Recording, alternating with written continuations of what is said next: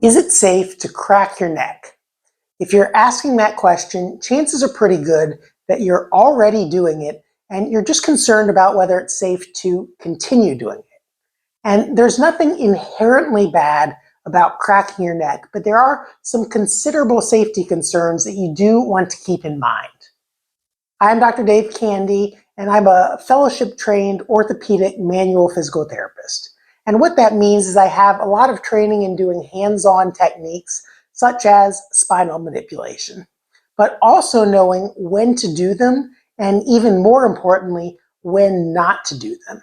Because there are some very serious consequences that can come of either cracking your own neck or having someone else crack your neck, up to and including death. So you really want to make sure that you've ruled out a lot of safety factors before considering doing that, either to yourself or having someone else do it. So in this video, I'm going to explain when you would definitely not want to crack your neck, who might benefit from it, and the safest way to do it, keeping in mind that the absolute most safest way to do it is not to do it at all. So if you are going to do it, just keep in mind that you're doing it at your own risk, i.e., I'm not condoning it. But there are some safer ways and some less safer ways to do it. So first of all, who absolutely should not get their neck manipulated? Well, if you've got osteopenia or osteoporosis where your bone strength isn't good, you definitely don't want to be cracking your own neck or having someone else do it. Additionally, if you've got hypermobility disorders such as Ehlers-Danlos syndrome or Down syndrome, where your ligaments aren't quite as tight, you probably don't want to manipulate your own neck or have someone else do it, because there's a chance that things could slip and hurt something, for example, your spinal cord or the arteries that go up to your brain. And so you don't want to manipulate your neck in that case. Now, there are some other symptoms that may make you weary about manipulating your neck or having someone else crack your neck as well. And those are things that are cranial nerve signs, meaning signs that your brain stem has been compromised either in blood flow or is being compressed.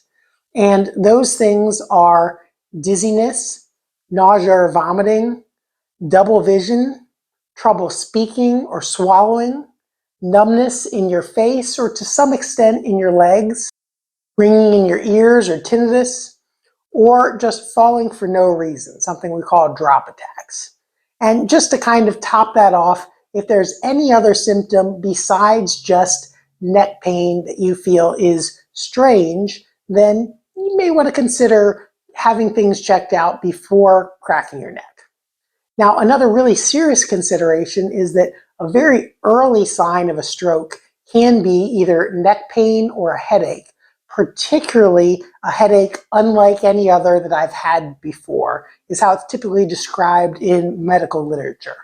And so if you're not used to having headaches, or you're having a really just severe pounding headache that's unlike any other headache that you've had before, you probably want to be weary of manipulating your neck. But keep in mind that the main reason that people have their neck manipulated either at a chiropractor or a physical therapist or doing it themselves is because of neck pain or a headache. So just keep in mind that there are some adverse effects that cannot be predicted. And so there's always some inherent risk to cracking your neck or having someone else crack your neck. Now, who's most likely to benefit from cracking their neck? Well, there was actually a clinical prediction rule developed to predict people who are most likely to benefit from having their neck manipulated in a clinical setting.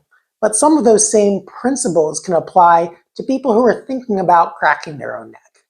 And the 4 factors in that clinical prediction rule were a duration of less than 38 days, having a 10-degree difference in how far they can turn their neck, that there's a segment in their neck that when you poke on it or press on it, that it's tender, and a belief that spinal manipulation is going to be helpful. Now, those were derived by research, and it's not a validated rule, but taking into account some of the principles, largely it's things that are recent onset, they're localized pain with a defined area of tenderness, that there's some loss of range of motion, and that you think it's going to be helpful. So if you woke up in the morning and your neck's kind of stiff and you're having trouble turning it, particularly more one way than the other, that you can feel that there's an area that's kind of sort of touch and it feels like, oh man, if I could just get that to pop, then it would probably feel a whole lot better. That's a type of person who is most likely to benefit from either having their neck manipulated in a clinical setting, or if you're able to safely get it to pop on your own, then that may be a time when it could be helpful to crack your neck. But if you wake up every day for 6 weeks or more, and you feel like every morning you wake up, you have to crack your neck, and you've been doing this for the past 6 weeks, there's likely something else going on that's making your neck continue to lock up. Now, when you look at studies of adverse effects after spinal manipulation, where really bad things happen, it's usually not the first incidence, but it's continuing to do it when things haven't been improving. So it's unlikely that there's going to be damage the first time.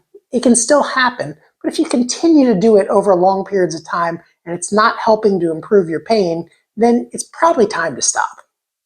Now, all that being said, if you've got a high risk of benefiting, so it's recent, it's localized, it's a loss of range of motion, and it feels like, oh yeah, that really needs to pop, then you're probably likely to benefit. You also want to make sure you don't have any of those other contraindications or things that might indicate that you shouldn't do it.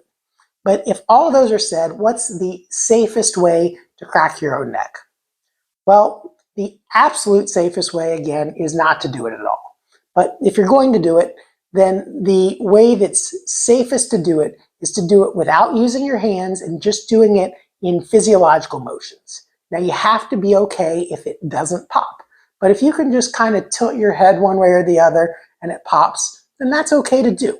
In fact, a lot of people, when they're moving their head, just looking side to side, they may hear a cracking or popping or grinding noise without meaning it to happen.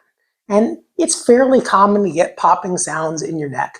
And so if you can position your head, usually in side bending to one side and rotation to another, within a normal range of motion that you can do fairly easily, that's a reasonably safe way to pop your neck. Again, with the safest way being just not to do it at all. Now, if you have to really torque your neck really fast to do it, or especially if you have to like grab your chin and contort your neck, that is unsafe. And I wouldn't advocate doing that under any circumstance. So largely, if you're thinking about either cracking your own neck or seeing someone like a chiropractor or a physical therapist to have your neck cracked, you want to make sure, one, that you're a good candidate for improving, that you don't have a high likelihood of being harmed, and if you're going to do it yourself, just do it in normal physiological ranges of motion that you can move through under your own power without having to whip your head around fast or use your hands.